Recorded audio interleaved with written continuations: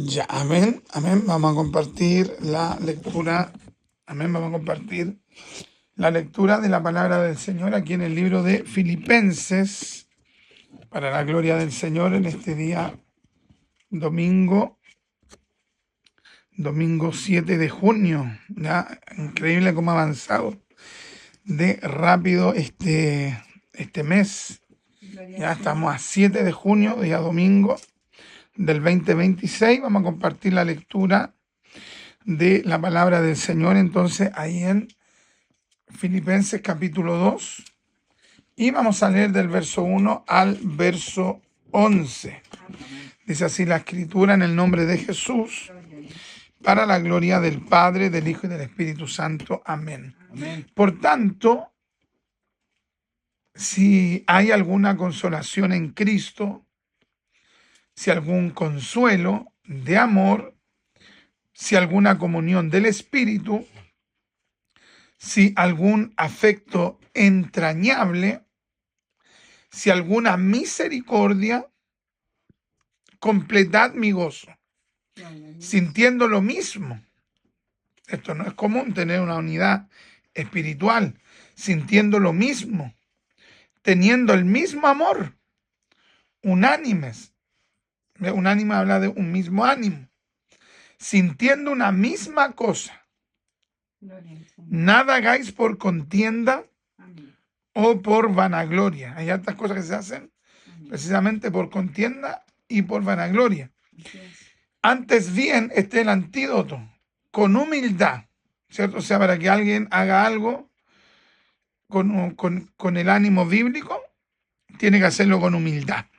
O sea, esto es algo realmente tremendo, ¿ya? O sea, tener este tipo de sentir espiritual es realmente una obra del Espíritu. Antes bien, con humildad,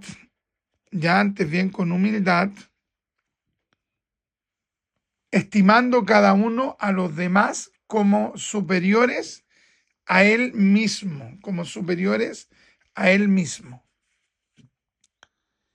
no mirando cada uno por lo suyo propio, sino cada cual también por los de los otros.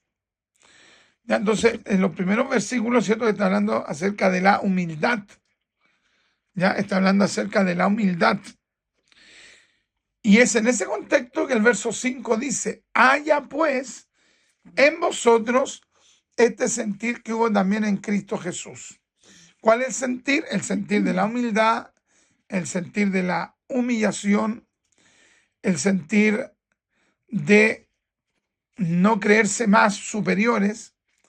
Entonces, ese es el sentir que debería haber en nosotros y que lamentablemente, por regla general, no está eso cuando no hay oración.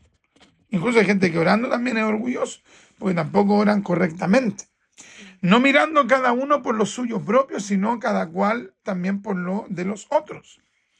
Haya pues en vosotros este sentir que hubo también en Cristo Jesús, el cual, siendo en forma de Dios, no estimó el ser igual a Dios como cosa a que aferrarse.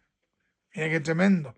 Sino que se despojó a sí mismo, tomando forma de siervo, hecho semejante a los hombres.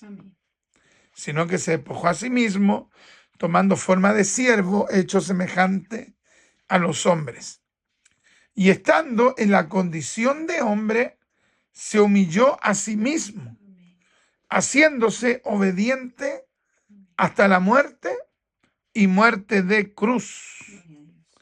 Por lo cual Dios también le exaltó hasta lo sumo y le dio un nombre que es sobre todo nombre, para que en el nombre de Jesús se doble toda rodilla de los que están en los cielos y en la tierra y debajo de la tierra.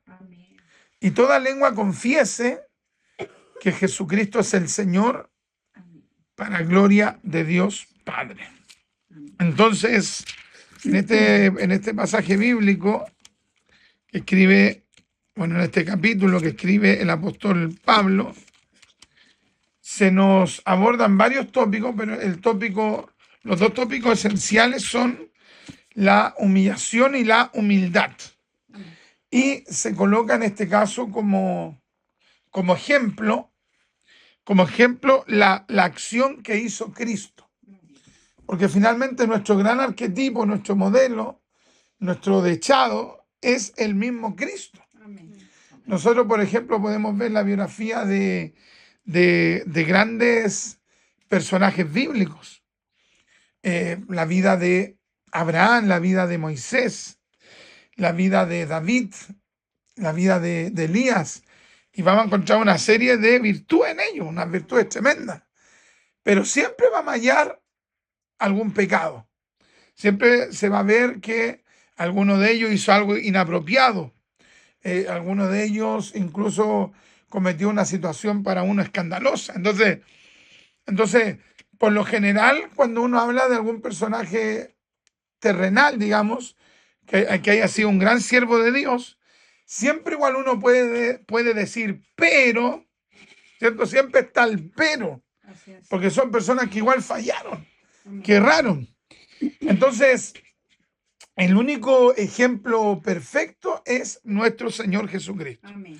Ya, a través de la historia han querido difamarlo muchas veces al Señor. Por ejemplo, la novela de Dan Brown, este escritor que escribió esta novela que trata acerca de que, o sea, como de episodios de la vida de Jesús que supuestamente no aparecen en la Biblia, el hombre relata que Jesús tuvo una relación amorosa con María Magdalena. Ya, o sea, una cuestión totalmente antibíblica, anticristiana. Amén. Y resulta que, ya que no le pueden hallar nada al Señor Jesús, le comienzan a inventar difamaciones. E incluso algunos dicen que entre Jesús y María Magdalena no solamente hubo una relación amorosa, sino que de hecho tuvieron hijos. Y que a través de la historia los hijos fueron siendo como una especie de semidioses que estaban aquí en la tierra, que tenían superpoderes y que algunos de ellos fueron como parte de las castas más importantes de Europa. O sea, una de delirios, pero terrible. O sea, una cuestión terrible. Y claro, a la gente que le gusta la ciencia ficción o que le gusta de repente tener acercamiento a un conocimiento esotérico, oculto, que se supone que nadie más tiene, a esa gente le fascina ir a estas ideas tan alocadas, como que Jesús tuvo hijos con María Magdalena y que después ellos tuvieron hijos y así hasta el día de hoy hay como una casta semidios o mitad hombre, mitad Dios, una cuestión totalmente anticristiana. Amén. También se difamó al Señor Jesucristo con el asunto de que supuestamente, en este caso, el peor discípulo no habría sido Judas, sino que otro, porque para estos perversos el mejor discípulo fue Judas. Porque supuestamente Judas se puso de acuerdo con Jesús. Judas fue para ellos el discípulo más fiel, porque Jesús le dijo, mira, vamos a hacer esto, ese día yo voy a estar en el monte y tú vayas a venir y vamos a hacer como que tú me entregáis, ya, pero va a estar todo en acuerdo. Y Judas, a pesar que no quería, donde era el mejor amigo de Jesús, según ese delirio, Judas accedió a la petición de Jesús y al final Judas sacrificó como su honra con tal de hacer el plan de Jesús para que Jesús fuera llevado a la cruz y ni siquiera murió según ese relato en la cruz. O sea, todo eso es difamación Amén. hacia el Señor Jesucristo. Así es. En cambio, Pablo no tiene esas concepciones. Pablo entiende que Jesús es absolutamente perfecto. Amén. Y cuando él quiere hablar de la humildad, cuando él quiere hablar de la humillación, cuando él quiere hablar de la renuncia, ¿a quién pone como ejemplo? No pone como ejemplo a por ejemplo, Abraham. Abraham tuvo una vida de renuncia. Recordemos que salió de Ur de los Caldeos, de la principal capital del territorio para ese tiempo sumerio, mesopotámico, donde estaba la creme de la civilización. O sea, tuvo una renuncia. Pero cualquier ejemplo que nosotros coloquemos al lado de la gloriosa persona de Cristo va a ser minúsculo. Así es. Claro, si yo coloco, por ejemplo, a Abraham a un lado y nosotros a otro lado, obvio que Abraham reluce. ¿Cierto? Si nosotros nos ponemos al lado de Abraham, Abraham reluce. Pero Abraham al lado de Cristo es totalmente opacado. Amén. Amén. Podemos quedar impresionados, por ejemplo, con la vida de Moisés. ¿Cierto? Dice la Biblia que Moisés renunció a ser llamado hijo de la hija de Faraón. Antes bien, prefirió experimentar los vituperios, los azotes, prefirió vivir en la ignominia, pero estar en la voluntad del Mesías. Ahí hay una vía de renuncia. O sea, yo no sé si alguien actualmente preferiría renunciar. O sea, hay gente, pero en la generalidad yo creo que sería muy difícil que alguien dijera, no, yo renuncio a la familia de los Rockefeller, de los Rothschild, de los Luxi, los Piñera, o no sé, cualquier familia de multimillonarios. Yo renuncio a esa familia con tal de seguir a Cristo. ¿Ya? O sea, hay personas así, pero nadie se compara con Cristo. Entonces, en este caso, el apóstol Pablo, que recordemos que era un erudito, o sea, era un erudito tremendo. Conocía la escritura en los manuscritos paleohebreos, es decir, un hebreo anterior incluso a lo que se conoce como el texto masorético. Conocía a los personajes bíblicos, pero con una tremenda profundidad. Pero cuando tiene que hablar de humildad y de humillación, se acuerda de Cristo, tiene en memoria a Cristo, porque no hay una mayor humillación que es el ser Dios y aún así tomar un cuerpo de ser humano, o mejor dicho, hacerse hombre. O sea, no hay mayor humillación que el Dios del universo. ¿Se acuerdan que antes estábamos viendo cómo eventualmente era el sonido del universo? Amén. Y sonaba una melodía pero tremenda, parecía como una sinfonía natural, y resulta que uno de los creadores del universo es Cristo, junto al Padre y al Espíritu Santo. Amén. Y la segunda persona de la deidad decide hacerse hombre. O sea, eso es un acto, pero de la máxima humillación. Que Dios se haga hombre es un acto de la máxima humillación. Entonces, si el Creador se humilló a sí mismo, si el Creador tuvo este acto de humildad, de humillarse, la segunda persona de la Trinidad, de humillarse y hacerse hombre, ¿cuánto más nosotros no tendríamos que tener la disposición de humillarnos, de someternos a los planes de Dios? Porque en este caso Jesús se sometió a la voluntad de consenso que tenía la Trinidad misma. Amén. Nos vamos a ir a Isaías capítulo 6. Isaías capítulo 6. Isaías capítulo 6. Y vamos a leer el versículo, Isaías capítulo 6, versículo 8. Mira lo que dice. Después oí la voz del Señor que decía, ¿a quién enviaré? Gloria a Dios. ¿Y quién irá por nosotros? Entonces respondí yo, heme aquí, envíame a mí. Gloria a Dios. Y dijo, anda y di a este pueblo, oíd bien y no entendáis, ved por cierto, mas no comprendáis. El que dice, heme aquí, envíame a mí, aquí en la tierra, o en ese momento, el que responde en la tierra, es Isaías. Amén. Pero los teólogos sostienen que esta es una profecía de doble referencia o de doble aplicación. Se aplica en primer término a Isaías, pero en segundo término se aplica a Jesús. Es Jesús el que dice, heme aquí, envíame a mí. Amén. Entonces, Jesús es humilde, es la humildad misma al hacerse hombre siendo Dios y aceptando la misión que el Padre le ha encomendado Gloria y a que Dios. le ha encomendado el Espíritu Santo. Bendito Dios. Pero muchas veces, ¿qué es lo que hacemos nosotros al contrario de Jesús? Nosotros ponemos nuestros intereses, Amén. nuestros proyectos, nuestros planes sobre lo que Dios quiere hacer. Entonces, en este caso, el Mesías, siendo Dios, cuando está este acuerdo de este plan, esta misión de ver quién va a salvar a los hombres, Amén.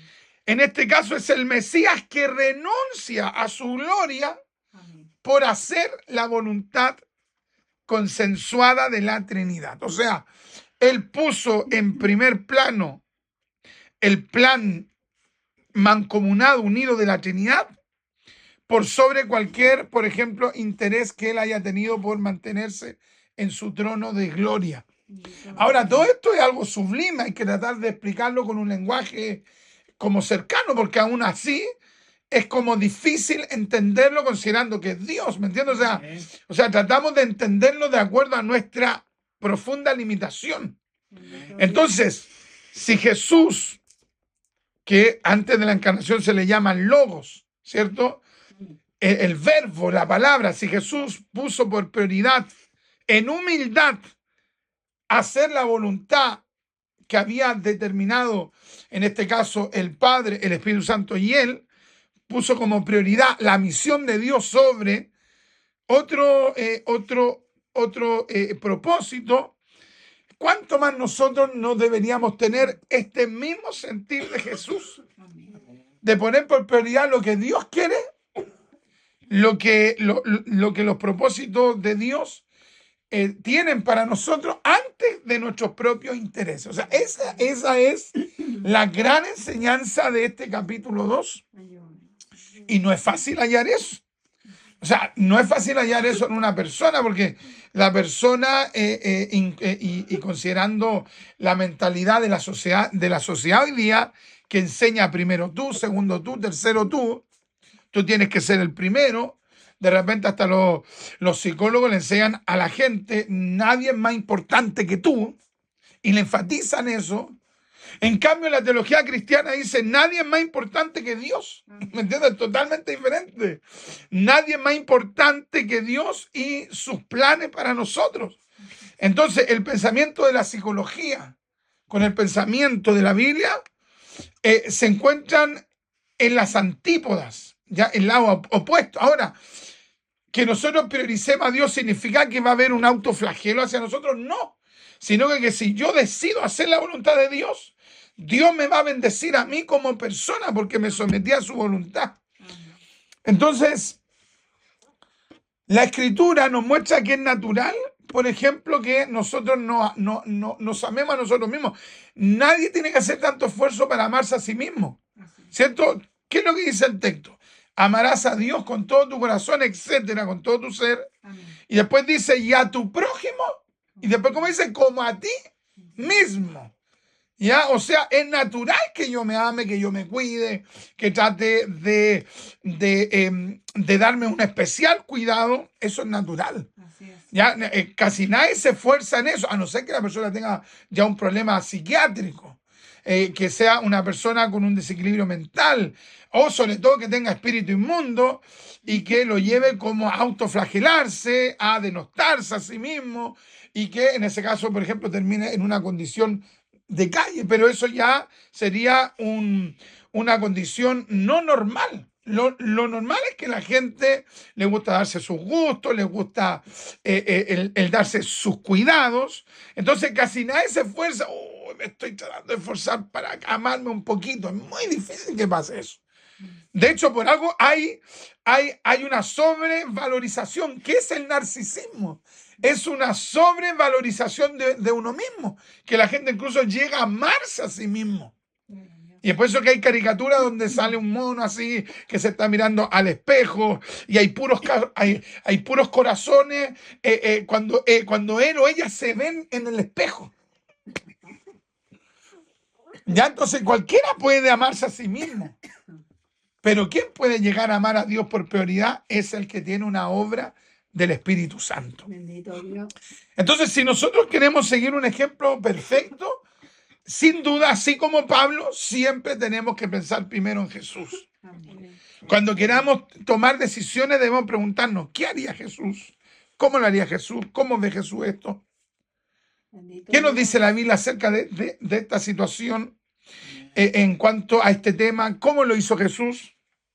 Ahora, Pablo, aparte que vivió en un contexto histórico, en ese tiempo habían rabinos, habían sacerdotes, estaba el sumo sacerdote. Pablo podría haber pensado en otros ejemplos, pero él sabe que el único ejemplo perfecto es Cristo. Amén. Entonces, si nosotros tuviésemos esta concepción, difícilmente caeríamos en un espíritu, no en el sentido de un espíritu como de un ser espiritual, sino que la palabra espíritu también significa un sentir. Ya entonces, no tendríamos este espíritu o este sentir católico romano de una excesiva idolatría hacia el hombre, de una idealización de las personas. Entonces, al ser verdaderamente nosotros evangélicos, siempre vamos a pensar frente a cualquier cosa que tenga que ver con un modelo, vamos a pensar en Cristo. Difícilmente vamos a pensar, uy, sí, este hermano, no, este pastor, no, este obispo. No, porque uno sabe, lo honramos, lo respetamos, oramos por ellos, podemos aprender de ellos. Hay gente que puede aprender de uno, pero uno sabe que es falible.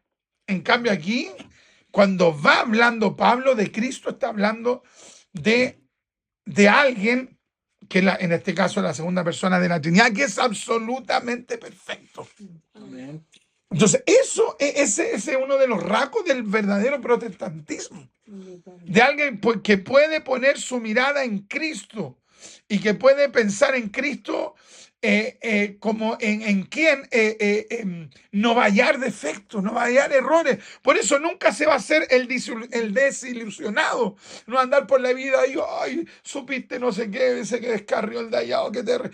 Claro, se puede doler, pero no lo va a llevar como a dudar de su fe, ni lo va a llevar a tambalear. Y supiste que el de allá se descarrió, o supiste que el de allá cayó en pecado, en un escándalo. Eso no lo va a llevar a moverse en su fe. Le puede doler, se puede quebrantar, pero eso no lo va a afectar a él o a ella, porque sabe que esa es la condición de los hombres Bendito Dios. y sabe que su fe está puesta únicamente en Dios. Amén. Y es en esa concepción de tener a Cristo como el único ideal perfecto, porque es Dios, que Pablo recurre a dar este ejemplo, a hablar de Cristo. Bendito Dios. Haya pues en vosotros este sentir que hubo también en Cristo Jesús, Amén. el cual siendo en forma de Dios, Jesús es Dios.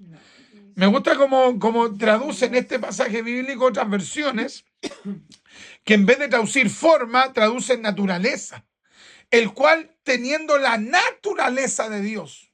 Forma está bien, porque en griego se podía traducir forma, pero otros eruditos dicen que podría haberse traducido siendo en forma y en el fondo Dios. Se podrían haber usado las dos palabras, que vendría a ser sinónimo de nuestra comprensión en español. Sería lo mismo de hablar de naturaleza, Bendito el Dios. cual siendo en forma de Dios, no estimó el ser igual a Dios como cosa que aferrarse. Es decir, Jesús podría haberse aferrado a su naturaleza divina para no humillarse. Amén. Pero él dejó de lado esa gloria Amén. y él se hizo hombre. Bendito Dios. Entonces, en este contexto también nosotros podemos aplicarlo de esta manera a nosotros. Evidentemente que hay una distancia infinita entre nosotros y Cristo. Amén. Infinita. Amén. Pero sí podemos pensar y preguntarnos, ¿qué me está impidiendo a mí el humillarme o el ser más humilde? ¿A qué me estoy aferrando de lo que yo tenga? ¿Entiendes? Entonces, hay gente que se está aferrando a cosas para no tener una profunda entrega al propósito de Dios. Se aferran a eso. Se aferran, no sé, a su educación, a su cultura, a sus ideales terrenales, a sus sueños terrenales, a sus proyectos. O sea, hay otras cosas que están sobre el plan que Dios les tiene a ellos. Y se aferran a eso. Y Y aferrarse no implica solamente el considerar algo, sino que cuando uno ocupa la palabra aferrarse es porque como que se agarra a eso. Así es. ¿Cierto? Cuando uno dice, no, esta persona está aferrada, se agarró de eso. Amén. Pero aquí vemos que Jesús no se aferró, entonces hubo una plena renuncia.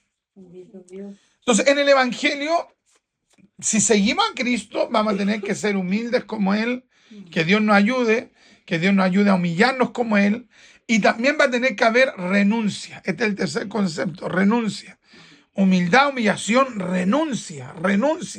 Vamos a tener que renunciar a cosas para seguir el plan de Dios. Y mira lo que dice luego, sino que se despojó a sí mismo.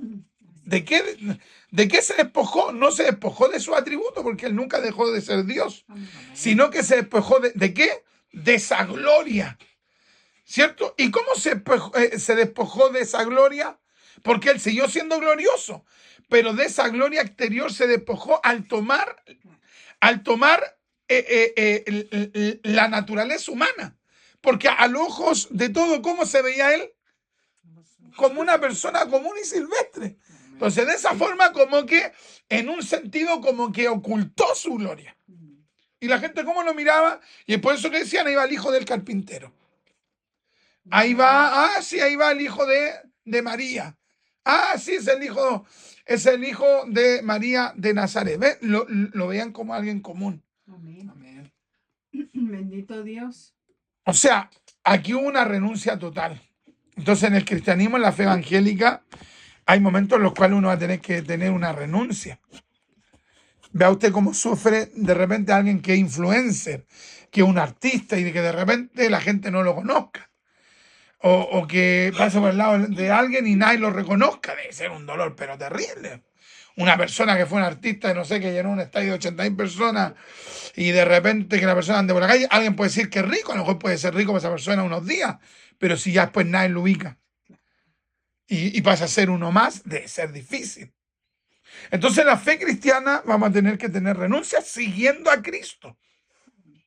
Y estando en la condición de hombre, oye, lo que más nos gusta es el reconocimiento. Entonces, tener una vida de renuncia es difícil. Por eso, el cristianismo evangélico, con el cristianismo, por ejemplo, de las iglesias neopentecostales o de la prosperidad, no tiene nada que ver. Ya los tipos ofrecen, no sé, que hay que ser un tipo exitoso, un millonario, que Dios te quiere hacer una persona connotada en la sociedad. Eso no tiene, Dios lo puede hacer, obvio. Lo hizo con José, lo hizo con Daniel, lo hizo con Nehemías, pero no es que Dios esté obligado a hacerlo, porque, por ejemplo, no lo hizo así con Lázaro. ¿Cómo murió Lázaro? Enfermo, Amén. sin casa. ¿Se acuerdan que lo hemos estudiado? Y tuvo una fe inquebrantable y fue salvo. O sea, Dios no está obligado a bendecir en ese aspecto a todas las personas. Él lo hace como quiere. Amén. Pero nosotros no podemos perseguir eso como de una manera como incansable, pensando que esa es la plena perfección de la voluntad de Dios para nosotros. No. Nuestro anhelo tiene que ser seguir el ejemplo de Cristo. Humildad, humillación, renuncia. Qué tremendo. Hoy si hay gente que de repente no es capaz de renunciar a una actividad personal por estar en lo de Dios, va a tener una renuncia mayor en cosas secundarias. No es capaz de renunciar a eso para estar en lo de Dios. ¿Va a renunciar a lo más? No. Ahora, esa persona, ¿cómo puede crecer en eso si comienza a mirar a Cristo? Amén. Ya, recuerden que pensamos en quiénes tuvieron renuncia. Moisés, Abraham. ¿Y quiénes no quisieron tener renuncia? El joven rico. Jesús le dijo, vende todo lo que tienes, dáselo a los pobres, ven y sígueme, renuncia. Y el hombre que hizo, no. No aceptó tener renuncia. O sea, esa persona conocía de la ley de Dios, pero no se atrevió a renunciar. Ahora es fácil decirlo, ¿cierto? Para uno mismo predicarlo, pero cuando uno mismo ha tenido que escoger entre la voluntad de Dios y los proyectos de uno, y de repente los proyectos de uno no están en la perfecta voluntad de Dios, pueden estar en la perfecta voluntad de Dios también, ¿me entiendes? Pero sí, los dos no coinciden. ¿Cuál voy a elegir yo? ¿El de Dios o el de uno? Es el ideal, pero si no ando en búsqueda, que lo más probable es que voy a escoger lo que yo quiero. Entonces, el cristiano tiene que mirar a Cristo. Y estando en la condición de hombre, como dice ahí, se humilló a sí mismo. Qué tremendo. Bendito Dios. Haciéndose obediente hasta la muerte y muerte de cruz. Ya, o sea, tuvo una vida plena de humillación. El Mesías, de humildad. Imagínense lo mismo que le pidieron milagros, después le crucificaron. Lo mismo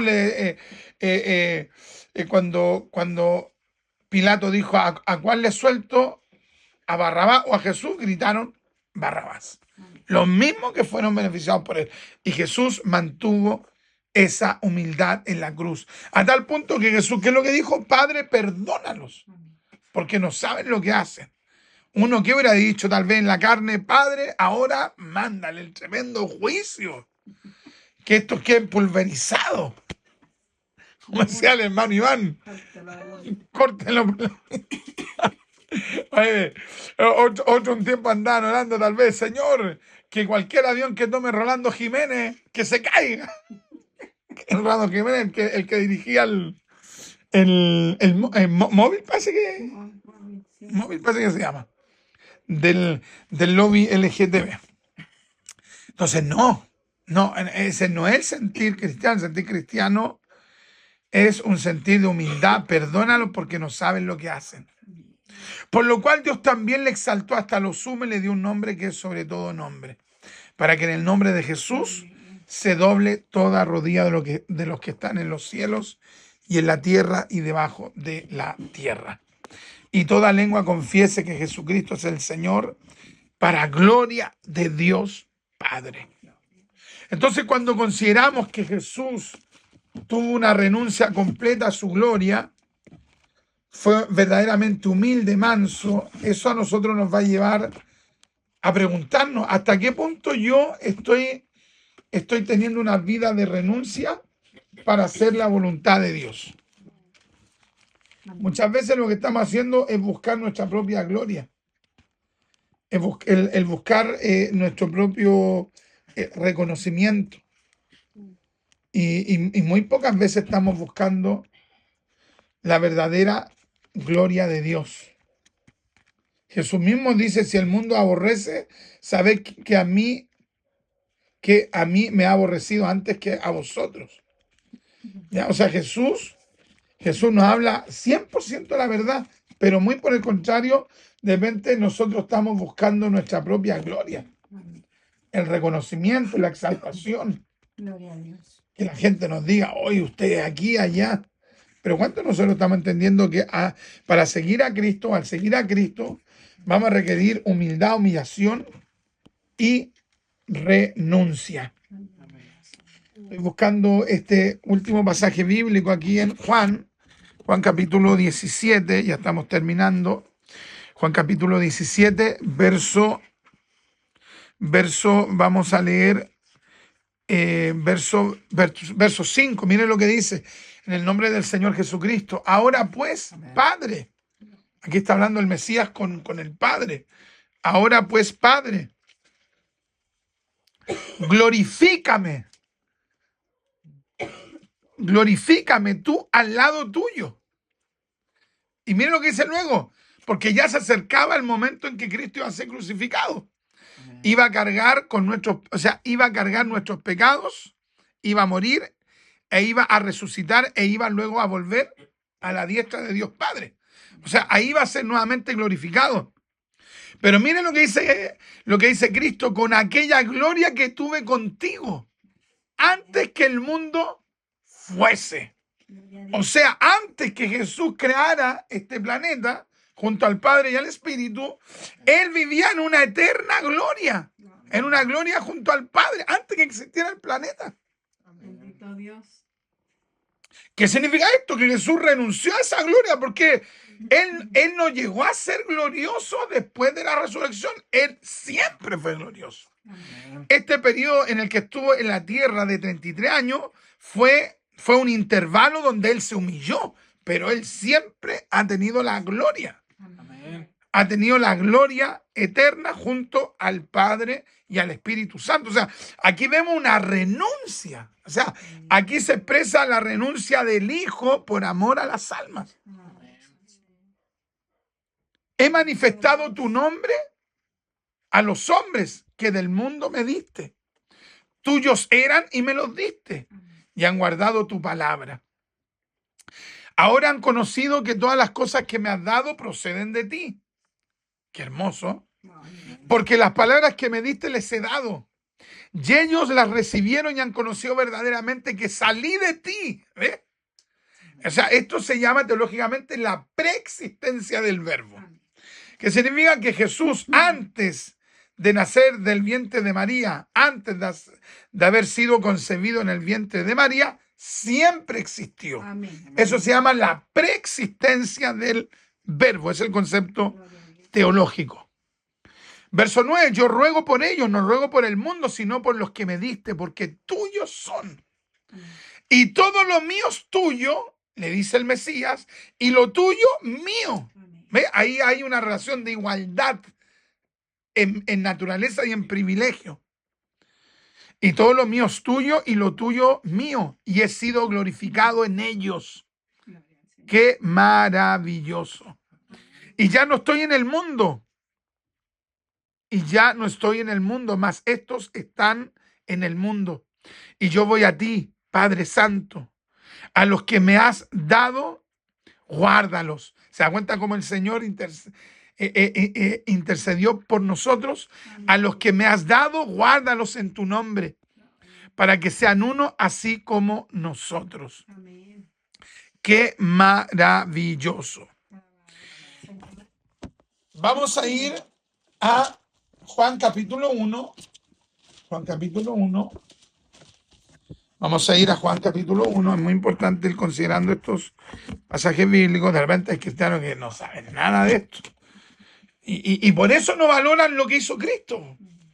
Por eso no dimensionan que Él, siendo Dios, se hizo hombre. Gloria a Dios. Miren lo que dice el pasaje bíblico. Verso 1. San Juan 1:1. En el principio era el verbo. Y el verbo era con Dios. Amén. Y el verbo era Dios. Aquí habla de la Trinidad. Amén.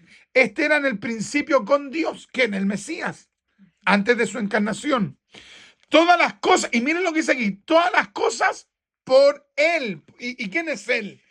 Cristo, el Mesías, antes de su encarnación. Todas las cosas por Él fueron hechas. Y sin Él, sin el Mesías, sin el Logos, sin el verbo, sin la palabra, y sin Él, nada de lo que ha sido hecho fue hecho. O sea, todo lo que podemos ver en el universo, incluso lo invisible, en eso también participó Cristo. Porque Cristo es creador junto al Padre y al Espíritu Santo. Y es Él el que se hace hombre. Amén. ¿Me entiendes? O sea, Pablo que ha impactado cuando meditaba esto. Yo creo que él decía, si él fue así de humilde, ¿por qué soy tan soberbio yo? Amén. Yo creo que en algún momento, porque de hecho, el mismo Pablo en un momento dijo, miserable de mí, ¿quién me apartará de este cuerpo de muerte? Porque no hago el bien que quiero, sino el mal que no quiero, eso hago. O sea, Pablo reconocía que él tenía muchas limitaciones. Amén. Verso 4, en él estaba la vida. ¿En quién? En el verbo, ahí le llama verbo, ya en griego logos. ¿A quién se está refiriendo aquí? A Jesús antes de su encarnación. En él estaba la vida y la vida era la luz de los hombres. En él estaba la vida. ¡Oh, qué maravilloso! Oye, él siendo la vida se hizo hombre, que algo realmente impresionante. Y la vida era la luz de los hombres. Impresionante. Verso 9. Hablando del verbo, aquella luz verdadera. ¿De quién está hablando ahí? Del verbo, ¿cierto? Es decir, de el Señor Jesucristo antes de su encarnación. Aquella luz verdadera que alumbra a todo hombre venía a este mundo. En el mundo estaba, claro, porque se hizo hombre. Y mira lo que dice luego, y el mundo por él fue hecho. Amén. En el mundo estaba y el mundo por él fue hecho. Pero el mundo no le conoció. Oh, qué tremendo. A los suyos vino y los suyos no le recibieron. Los judíos. Mas a todos los que le recibieron nosotros, a los que creen en su nombre, les dio potestad de ser hechos hijos de Dios. Gloria a Dios. Entonces, efectivamente el Mesías dejó su trono de gloria por estar con nosotros. Vamos a ir a este ya es uno de los últimos pasajes hebreos, Hebreos capítulo 1. El otro día yo conversaba con una hermana que me decía que su hijo estaba viendo a un predicador, creo que el hombre está radicado en España, y el tipo descaradamente decía Jesús no es Dios. ¡Ay, pero qué tremendo! Ese hijo del diablo, oiga, pero terrible el hombre. Y que el Señor reprenda al diablo en el nombre de Jesús. Miren los pasajes que hemos visto tan claros, pero el tipo decía no, si Jesús no es Dios. O sea, ¿se dan cuenta el nivel de turbación? ¿Y quién está detrás de la turbación de ese hombre? Indudablemente que el maligno. El maligno es el que quiere devaluar, menospreciar, menoscabar, disminuir la obra de Cristo, porque la persona de Cristo es gloriosa, pero su obra también es gloriosa. ¿Por qué es gloriosa? Porque este Dios glorioso se hizo hombre. Y Pablo, en Filipenses 2, del 5 al 11, califica eso como el mayor acto de humillación y de renuncia. Vamos a leer el verso 1. Dios, Hebreos capítulo 1, versículo 1. Hebreos capítulo 1, versículo 1. Dios, habiendo hablado muchas veces y de muchas maneras en otro tiempo a los padres por los profetas, en estos postreros días nos ha hablado por el Hijo. El autor de los Hebreos le llama aquí a Jesús, le llama Hijo, ¿cierto? Con mayúscula, Hijo. Amén. Juan en el capítulo 1 le llama el Verbo. Se está hablando de la misma persona. Amén. En estos postreros días nos ha hablado por el Hijo, el Mesías, Amén. a quien constituyó heredero de todo. Y como dice luego, ¿y por quién? ¿Quién es quién ahí? El Mesías. Y por quién asimismo, y mira aquí ya no solo habla del mundo, del planeta, hizo el universo. Qué Gloria tremendo. al Señor. Gloria a Dios. Bendito Dios. Oye, realmente una maravilla. Y esto lo niegan los testigos de Jehová. Así es. Esto lo niegan los cristadelfianos. Niegan la plena deidad del Hijo. Y si alguien niega la plena deidad del Hijo, entonces achica la humillación. Amén. Porque para ellos se humilló una criatura. En cambio, para nosotros se humilló el Creador. Amén. Amén. Porque Jesús es creador junto al Padre y al Espíritu Santo. Cuando ustedes vean las fotos, los videos que muestran, a no ser que algunos de ustedes tengan una visión terraplanista, digamos, cuando muestren el universo, si alguien tiene una visión terraplanista, si no, eso es totalmente mentira. Ve que los terraplanistas no creen que el hombre ha salido del mundo, del planeta Tierra. Pero los que creemos que el ser humano visitó alguna parte del universo, o independiente, aunque alguien incluso no creyera eso, que efectivamente estuvo en la Luna o en Marte, pero si cree que, por ejemplo, que son verdaderos estos telescopios, al observar y ve que de repente se observan por los telescopios partes del cielo de la estrella, algo pero extraordinario, como arte, una cosa pero impactante, Gloria a Dios. uno tiene que pensar de inmediato, eso lo creó Dios y hay que puntualizarlo. Eso lo creó el Padre, el Hijo y el Espíritu Santo. Amén. Gloria a Dios. Nada que empezar, no, esto ocurrió por un desarrollo en el tiempo, ocurrió un Big Bang, prácticamente algo impersonal, y explotó y bueno, ahí está, pues. se está expandiendo y algún día se va a recoger, sostienen algunos, ¿cierto? No, uno no lo puede ver así. ¿Cómo lo vio el salmista en el Salmo 8? ¿Cómo él veía las cosas? Él decía, cuando miro tus cielos, Salmo 8, Amén. obra de tus dedos, la luna y las estrellas que tú formaste. O sea, cuando miro el universo, el firmamento, el planeta, el salmista Amén. decía, y después me miro yo. O sea, yo digo, ¿quién soy yo? Pues dice el salmista. Amén. Se lo estoy diciendo en un lenguaje popular. Así es. Entonces, mira al Mesías. También participó en la creación del universo. Por eso es deshonesto cuando alguien dice, yo creo en Jesús, pero yo no creo que sea Dios. No, eso es deshonesto. Así es. O crees lo que la Biblia dice de Jesús, o di que tú tienes otra creencia, pero tú no digas, yo creo en Jesús, pero creo ciertas cosas. No, entonces no crees en el Jesús de la Biblia. Tú te creaste una concepción de Jesús. Para que nosotros creamos en el Jesús de la Biblia, tenemos que creer lo que la Biblia describe de él. Amén. Por eso yo me deleito con esto. Amén. Gloria al Señor. Yo estoy, bueno, por misericordia, terminé por misericordia, hoy día terminé un libro, 130 páginas de Monroy, un escritor descendiente francés turco, parece, algo así, o de Marruecos, no sé, algo así. Y resulta que él en uno de sus libros, en este último que me estaba leyendo, él cuenta una historia de que un sacerdote como hinduista se aburre de no encontrar como la verdad dentro de estos monasterios hindúes.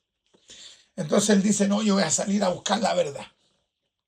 Y comienza a buscar por aquí, por acá, porque quería conocer la verdad. Y de repente se encontró con otro como sacerdote del hinduismo, como un monje, digamos, del hinduismo. Se lo encuentra, pero ese era mucho mayor que él. Ya era un tipo adulto. Entonces se encuentran los dos. Y resulta que el joven le dice al anciano, el anciano le dice al joven, ¿y qué estás haciendo? No, dejé el monasterio porque salí a buscar la verdad. Y él va y le dice el anciano, no, no te esfuerces más en eso. Y él dice, ¿por qué? Porque yo llevo 30 años haciendo lo mismo que tú y nunca la encontré. 30 años. Claro, porque tú no puedes hallar la verdad fuera de Cristo. Y a la gente le da rabia cuando nosotros los cristianos decimos, no, yo tengo la verdad. Los mundanos se enardecen porque dicen, ¿qué te creí que el dueño de la verdad? No, es que lo que pasa es que yo soy alguien que fue hallado por la verdad. ¿Cómo? Porque Cristo me halló. Y Cristo nos dijo, yo tengo la verdad. Cristo dijo, yo soy la verdad. Entonces, el Cristo de los que no conocen al Cristo verdadero es un Cristo que no es Dios, es un Cristo que habla de la verdad, pero que no es la verdad. ¿Me entiendes? O sea, creen en un falso Cristo, porque es un Cristo tergiversado. El verdadero Cristo es Dios y es la verdad. Amén. Ya vamos a ir culminando. Verso 3, el cual, el Mesías, el Verbo, el cual siendo el resplandor de su gloria y la imagen misma de su sustancia, y quien sustenta todas las cosas con la palabra de su poder, Amén. habiendo efectuado la purificación de nuestros pecados por medio de sí mismo, el Mesías, nos lavó con su sangre, se sentó a la diestra de la majestad en las alturas, Gloria a Dios. hecho tanto superior a los ángeles, Amén. cuanto heredó más excelente nombre que ellos. Y si nosotros nos vamos al verso 6, mira lo que dice. Y otra vez cuando introduce al primogénito en el mundo, lo introduce al primogénito. ¿Quién es el primogénito? El Mesías, Cristo. Dice, y otra vez cuando introduce al primogénito en el mundo, dice, adórenle todos los ángeles de Dios. O sea, los ángeles tenían que adorar al Hijo con mayúscula, es decir, el Verbo, es decir, en síntesis, el Señor Jesucristo. Gloria a Dios. Entonces, cuando yo entiendo la gloria de Cristo, cuando yo comprendo que Él era Dios y se hizo hombre, allí yo voy a dimensionar a mayor profundidad su humildad, su humillación, su renuncia. Entonces, cuando yo entiendo eso, yo voy a comprender que, claro, que mi renuncia, que para uno es la mansa renuncia, en realidad una cosa así de chica. De repente una cosa así que para uno es un tremendo esfuerzo. Pero cuando tú miras la obra de Cristo, tú dices, qué esfuerzo, Dios mío, perdóneme. Ahora que entiendo la persona de Cristo y la obra de Cristo al hacerse hombre, Dios mío, me da vergüenza el creer que hago algo grande para usted. Cuando uno no conoce mucho esto, como que uno cree que la renuncia de uno, y al final es algo tan pequeño. Pero donde somos soberbios lo vemos como una gran renuncia. Pero cuando miramos a Cristo decimos, no, mi renuncia es pequeña. Mi humildad es pequeña, mi humillación es pequeña, comparando la obra que hizo Cristo. Bendito Dios. Y ahora sí que terminamos con este pasaje bíblico de Hechos capítulo 7. Hechos capítulo 7. Vamos a leer este tremendo pasaje bíblico de Hechos capítulo 7. Mire lo que dice la Escritura. Vamos a leer verso 58. Y echándole, ¿a quién estaban echando? A Esteban, el predicador. Amén. Y echándole fuera de la ciudad, le apedrearon. Mira cómo termina el gran evangelista, apedreado. Porque la gente, algunas te van a recibir, pero hay otros que cuando tú le prediques, no te van a recibir, no te van a tirar una rosa. Aquí en este tiempo te tiraban piedras. Tal vez hoy día es difícil que te tiren una piedra, aunque te pueden tirar una piedra, porque nos faltan los desaforados. Pero, si, oye, de repente te pueden tirar un palabrazo, y a uno le tiran un palabrazo, y uno, ya, pero como diríamos en chileno, ya, bravo. A él le tiraron piedras, a Esteban, y echándole fuera de la ciudad le apedrearon. Y los testigos pusieron sus ropas a los pies de un joven que se llamaba Saulo. Y apedreaban a Esteban mientras él invocaba y decía, Señor Jesús, recibe mi espíritu. Mire qué maravilloso. Señor Jesús, recibe mi espíritu. Verso 60. Y puesto de rodillas, mira, imagínate, están tirando piedra y está de rodillas. Él sí que era humilde, se humilló y tuvo una vía de renuncia hasta el último minuto en que él estuvo vivo. Y puesto de rodillas, clamó a gran voz, Señor, no le tomes en cuenta este pecado. Y habiendo dicho esto, durmió. ¿Se dan cuenta, no? Y si nos vamos al verso 55, mira lo que dice. Pero Esteban, lleno del Espíritu Santo, cuando todavía estaba vivo, puesto los ojos en el cielo, vio la gloria de Dios y a Jesús, que estaba a la diestra de Dios. O sea, Jesús, cuando resucitó, volvió a estar en el lugar de gloria, en su lugar de gloria. Y dijo, he aquí veo los cielos abiertos y al Hijo del Hombre que está a la diestra de Dios. Todos estos versículos nos han querido mover a la reflexión de la tremenda humillación a la cual estuvo expuesto y voluntariamente quiso vivir el Mesías por nosotros. Por lo tanto, que el Señor nos ayude a nosotros por piedad a realmente ser humildes, que Dios nos ayude, de repente cuesta. Cuesta, y más aún cuando uno ve gente que es soberbia por ser soberbia y te quieren aplastar. Es difícil. Porque yo creo que anda por ahí por la vida diciendo, humíllame, porfa. ¿Quién me puede decir algo así, pero no más denigrante? No, ¿cierto? Igual molesta, pero ahí es donde hay que tener una humillación. Jesús tenía claro que después de su encarnación, su muerte, su sepultura y su resurrección, especialmente posteriormente a su resurrección, iba a volver a su lugar de gloria. Vamos a leer ahora sí este último pasaje. Mateo capítulo 26. Mateo capítulo 26. Versículo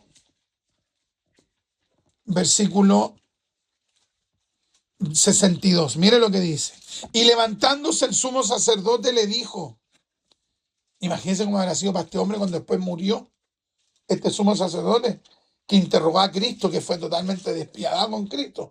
Imagínense cómo habrá sido cuando murió y después supo que Jesús efectivamente era el Mesías. ¿Cómo habrá quedado este hombre?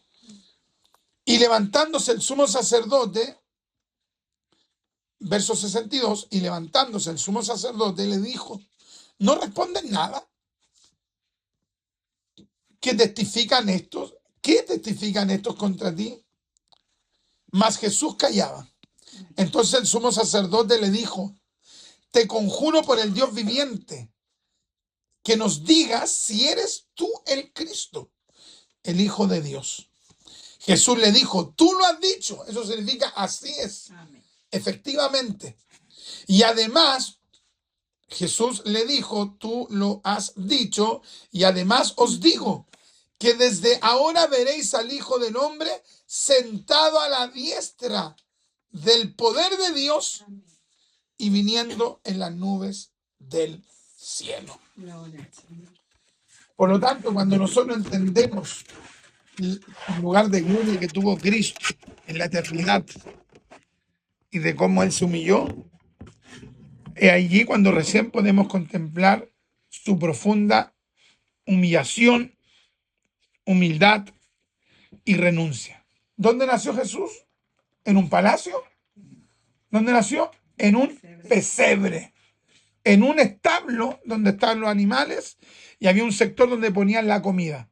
Y ese fue el único lugar que encontraron disponible para colocar al Mesías recién nacido.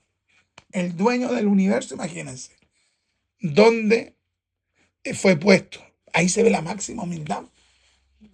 Entonces, si nosotros siguiéramos efectivamente el ejemplo de Cristo, por eso cuando alguien quiere imitar a un líder que es ultra soberbio, uno dice, pero es que esta persona no conoce el Evangelio. Porque quieren seguir un modelo que no es el bíblico.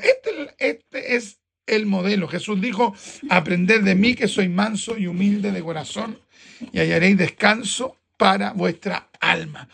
¿Cuál es ese pasaje bíblico? A ver, veamos si lo encontramos. Mateo creo que es capítulo 10, porque también es importante que consideremos este pasaje bíblico. A ver, vamos a ver si es que es efectivamente este texto. Mateo capítulo 10, versículo por ahí por el 30, 31, debe ser. Mateo capítulo 10, Mateo capítulo 11, Mateo capítulo 11, gracias. Mateo capítulo 11, versículo 29, mire lo que dice. Mateo capítulo 11, versículo 29. 29. En el nombre del Señor Jesucristo dice así: llevad mi yugo sobre vosotros y aprended de mí, que soy manso y humilde de corazón, y hallaréis descanso para vuestras almas, porque mi yugo es fácil y ligera mi carga. El Señor nos ayude. Ahora, humildad tampoco significa que usted no va a tener carácter. Podemos tener carácter. Hay veces que hay que hablar, que hay que ejercer autoridad. Pero hay veces en las cuales hay que humillarse a sí mismo. Vamos a orar al Señor. Padre, en el nombre de Jesús, le damos gracias por este hermoso tiempo. No hay un ejemplo como Cristo. Él es el único perfecto, el único Dios, el único sublime. Mi Dios, ayúdenos a poder ser humildes entre los hermanos, entre los que conocemos a Cristo. Y también, mi Dios, ayúdenos a tener esa humildad, esa humillación, esa renuncia. Padre mío, en nuestro día a día hay veces que no queremos perder cosas del mundo, costumbres del mundo, nos aferramos a cosas mundanas, siendo que Cristo nos llama a renunciar, a tomar la cruz cada día y a seguirle. Padre, ayúdenos a gozarnos no solo en la bendición, sino que también en la prueba, en la renuncia, Padre mío, y seguir los pasos de Cristo. Pablo dijo, imitadme a mí, así como yo imito a Cristo. Permítanos seguir el ejemplo maravilloso del Mesías. Perdónenos, porque muchas veces ha habido en nosotros tremenda arrogancia, altivez de espíritu, soberbia, falta de perdón. Padre mío, nos ha faltado el parecernos a Cristo. Espíritu Santo, ayúdenos a ser moldeados a la imagen de nuestro bendito Mesías.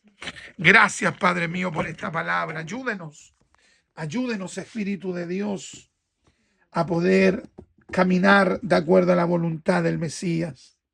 Ayúdenos a caminar como verdaderos cristianos, Bendiga a sus amados, a sus redimidos. Ayúdenos, Padre, a vivir de acuerdo a su palabra. En el nombre de Jesús. Amén, amén y amén. Gloria a Dios, gloria a Dios, gloria a Dios, gloria a Dios.